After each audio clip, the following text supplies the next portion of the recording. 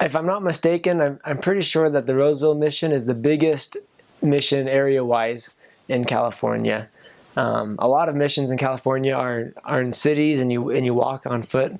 There's tons of companionships all in just one little city that all split it up. In Roseville, it takes, if you were to drive from the very bottom of the mission to the very top, it's about a 7-hour drive in the car. And so we cover quite a bit of land, and we have everything from down south. There's a lot of suburban areas. Some of them are lower income suburban areas. We have some really high class suburb areas. And then as you start moving north, there's actually a lot of orchards, fruit orchards. We've got nut orchards, primarily fruit and nut orchards, all the way going up north, which is surprising. You know, you think of California, you think of beaches, and you think of lots of big cities and lots of people, but it's just really spread out and beautiful.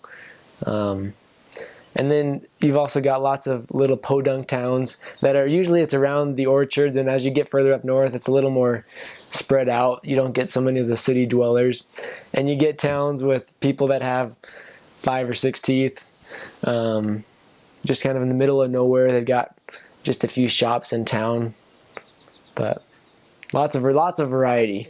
In the Roseville mission, we get fed really, really well. Too well. Average weight gain for the mission is about 15 pounds per missionary. I was a little bit above that. All the pants that I have from my mission are like massive on me now. But pretty much every single night we get to eat dinner with members of the church. And for them, it's like, it's a really big special occasion. Oh, the missionaries are coming over. Let's cook this huge meal, and let's have all kinds of appetizers and desserts, and we're just going to make this a big occasion for our family. And so we go and we get to enjoy the food, but then it happens again the next night and the next night. And so we just get stuffed with delicious food and all kinds of desserts. And you can't really like eat scarcely, because if you don't eat well, then they might think that you didn't like their food or something, because you're not eating as much as they are. And so that was actually probably the least enjoyable part of my mission, was eating so much food. After a while I was like, no, please, no more chocolate cake, I'm sick of it. But it was, at the same time, it's absolutely a blessing that we're so well taken care of. And I had all good meals. I only have one bad meal that I could ever remember, and I kind of asked for it. We met, there's a less active guy that we were teaching, and he told me that he hunts and he likes to cook bear. It was his favorite thing to hunt and to eat. And so I was like, you know, I've never had bear before. He's like, oh, you won't like it. It's really, really gamey. I was like, I'm pretty easy going with food. I like most things. You should give me a try. And so he's like, okay, I'll make it for you in a stew. That's definitely the least potent way to eat bear. And so we come back a few days later and have dinner with him. And I walk in, and the house, it literally smells like garbage. I didn't think it was the stew. I thought just something had gone wrong. And this was kind of a little podunk town, so you never know what kind of weird things are going on. But I walk in and it's like, dang, that is really stinky. And then I get into the kitchen and it's the same thing. Like, I really hope that that's not not the bear stew. And so we sit down and there's cornbread, and then there's a big bowl of bear stew. And I take a bite, and it's like, I was like, that is the worst thing I've ever tasted in my life. But I was like, I'll keep going. I'll give it another try. And then I take a bite, and this one has a chunk of the bear meat in it. And I eat it, and I chew it for a little bit, and I just had to swallow it whole. I couldn't chew it anymore because it tasted so bad. And then I just stopped eating it the whole time. He's like, you didn't like it, did you? I was like, nope, it was it was pretty terrible. But that was my only one bad food experience. Some of our towns are up in the mountains, and then there's some that are just in barren valleys. I served in one area in the summer, and it got up to like 120 degrees in the summer. You're just sweating all day long. You turn on the air conditioner, but it only does so much good. Luckily, I was in a car. A lot of elders were on bikes up there.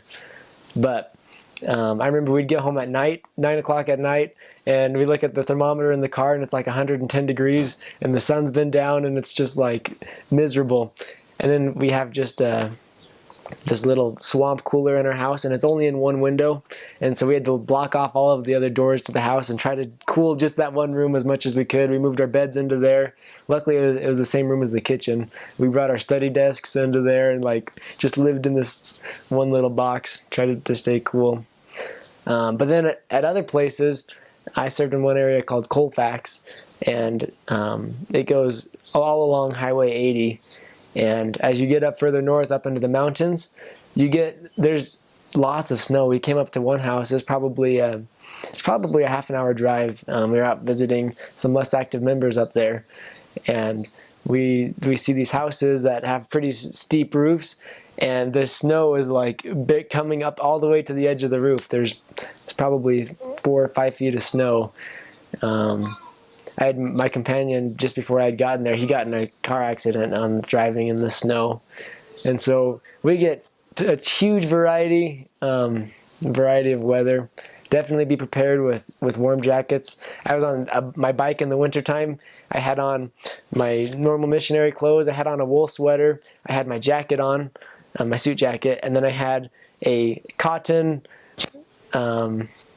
overcoat thing as well as a rain protective overcoat, and I was riding on my bike and I was still shivering to the bone. I had gloves on, a scarf, and you're still freezing on your bike. But then in the summertime you're wearing your short sleeve shirts and you're just dying of heat. But it's pretty fun. You never know what you're going to get. The best places to see are definitely further up north. I don't know if there's anything specific that's like a must-see for the whole mission, but in each zone there's definitely some cool places that are famous, and you hear about them from the other missionaries. But I think in most places there's always really good hikes. Roseville, especially as you get up north, it's a really beautiful area, and so I would just talk to the members around, talk to the other missionaries, and try to find some good hikes to do on P days. And they're beautiful, really beautiful. So the majority of the missionaries are on bicycles. We don't have anybody that's on foot. It's all bicycles or car. But it makes for a lot of fun. Being on a bike is a blast. You get to talk to a lot of people, which is great. And then every single area that I served on a bike, I always had multiple good bike crashing stories. I remember I had one companion I was biking with, and he was biking in front of me, and I was just kind of teasing him, so I'd run up and just touch the front of my tire to the back of his, and it just made a little buzz sound.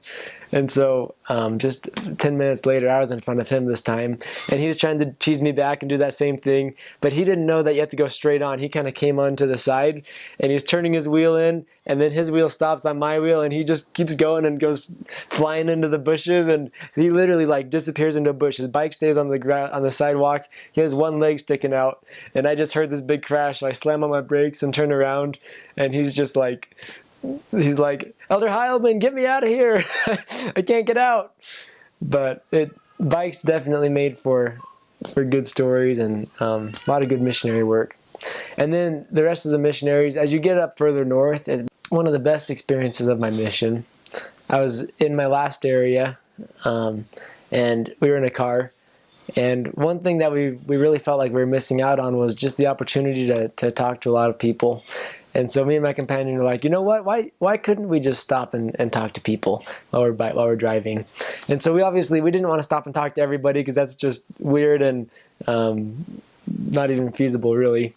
But we decided to really start trying to pay attention to the Spirit as we're driving and just look for opportunities around us to serve people or to help out.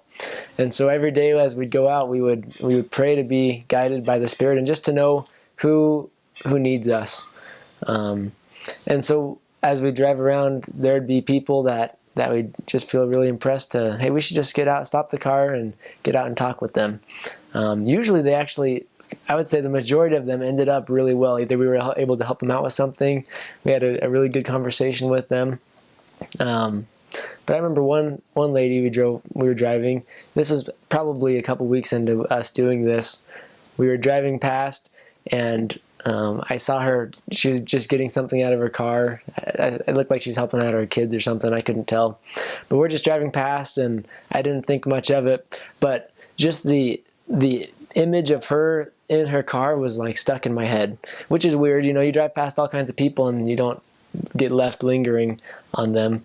I didn't really necessarily feel like it was a super spiritual feeling, but it was just, I just had that image of her getting in the car and stuck in my head. And so we drive for another quarter mile or so, and I'm like, all right, we got to turn around. And so we flip the car around and we just pull up, and we're like, this is gonna be kind of weird because like we just drove past her and now we're coming back. It's kind of becomes a lot more spread out, and so you find a lot higher, a lot more of the missionaries are in cars there, just because it'd be pretty unreasonable to have to bike. I had some areas up there that were getting 29,000 miles a month to drive. Not 29,000, sorry, 2,900 miles a month to drive their car, because it's just really massive areas. Which cars have their advantages too, because you can get to appointments faster, but it's harder to stop and meet new people on the way.